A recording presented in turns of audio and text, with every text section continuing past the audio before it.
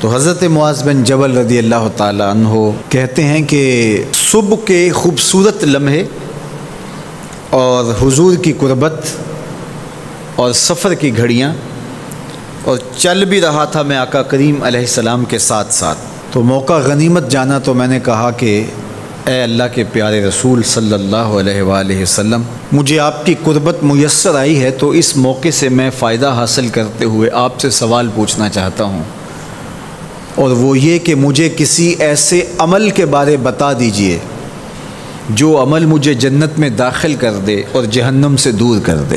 تو حضور علیہ السلام نے اس سوال پر ان کی تحسین فرمایا تو نے بہت بڑا سوال کیا ہے، اس کا جو جواب ہے کہ جنت نصیب ہو اور مجھے جہنم سے نجات ملے تو یہ اتنا آسان کام نہیں ہے، یہ بڑا مشکل کام ہے، لیکن جس پر اللہ آسان کر دے اس کے لیے مشکل نہیں ہے۔ یعنی جنت آسانی سے نہیں ملتی، جہنم سے بچنا بھی اتنا آسان نہیں ہے، بہت سارے گناہوں سے بچنا پڑتا ہے، لیکن اللہ جس کے لیے آسان کر دے اس کو نیکی کی توفیق دے دیتا ہے اور برائی سے اس کو بچا لیتا ہے۔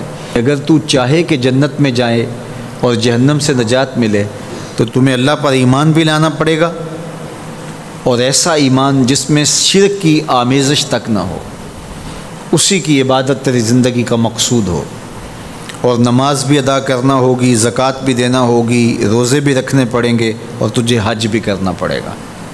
جنت میں داخلے کے لیے یہ شرائط ہیں کہ تم یہ کام کرو گے۔ پھر ارشاد فرمایا میں تمہیں بھلائی کے دروازے ہی نہ بتا دوں۔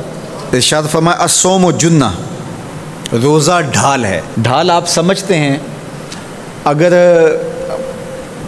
آپ لوگوں نے ڈھال نہیں دیکھی ہوئی تو آج کے زمانے کے اندر تو سب لوگوں نے جو ہے وہ ڈھال دیکھ لی ہے، چونکہ اس وقت ترکی نے اس طرح سے اپنے کلچر کو اور اپنی تہذیب کو جدید ذرائع ابلاغ کے ذریعے لوگوں تک پہنچایا ہے کہ اب 800-700 سالہ پرانی چیزیں بھی ہمارے سامنے آ گئی ہیں، ورنہ ہم یہ باتیں کیا کرتے تھے تو لوگ ان باتوں کو سمجھا نہیں کرتے تھے، چونکہ اس کا کوئی نمونہ اور شکل موجود نہیں تھی۔ جب دشمن تیر پھینکے تو تیر سے بچنے کے لیے وہ لوہے کا پترا جو آگے کر دیا جاتا ہے، جو تیر کو اپنے اوپر روک لیتا ہے، اس کو عربی میں جنہ اور اردو میں ڈھال کہا جاتا ہے۔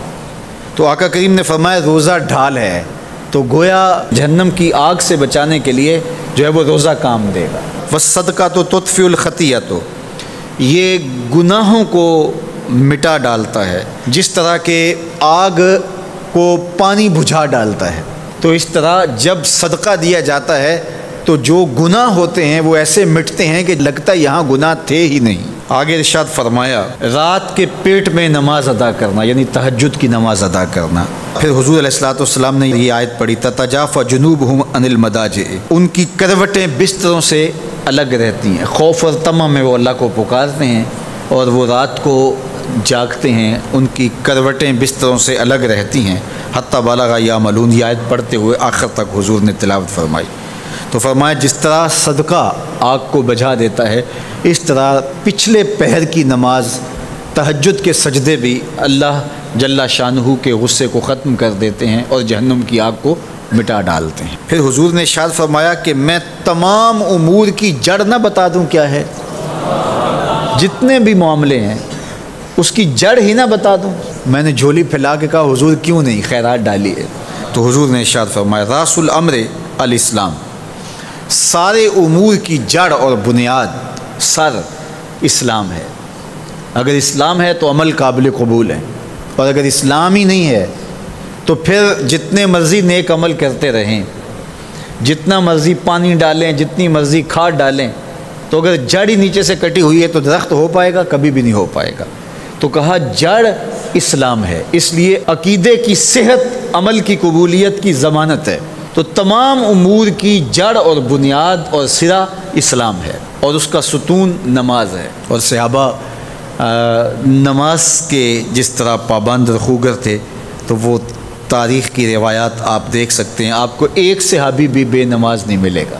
وذروۃ سنامہ الجہاد، اور کوہان کی بلندی، چوٹی اسلام کی، وہ جہاد ہے۔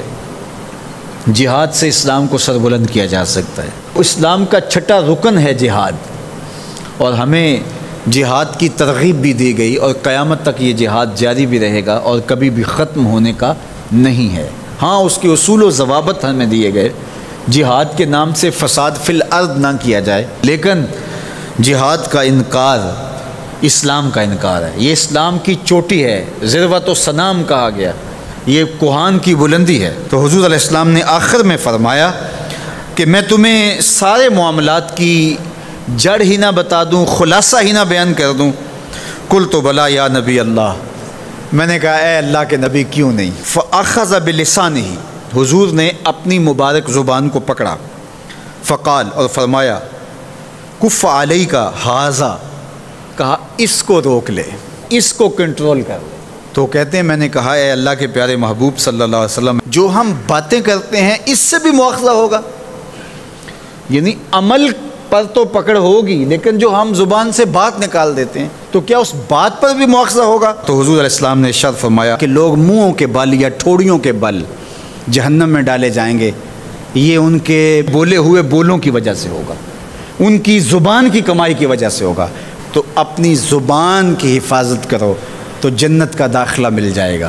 تو گویا زبان کی حفاظت سے لے کر کے اللہ کے حضور سجدے تک اور اللہ کی عبادت تک، یہ ہے وہ نصاب جو جنت میں جانے کا ہے۔ اللہ ہم سب کو 5 گانا باجماعت نماز کی توفیق دے، اللہ ہمیں توفیق حج کی نصیب کرے، اللہ ہمیں رمضان المبارک کے روزے رکھنے کی توفیقات سے مالا مال کرے، اللہ اپنی راہ میں جد و جہد اور جہاد کی توفیق سے مالا مال کرے، اور اللہ ہمیں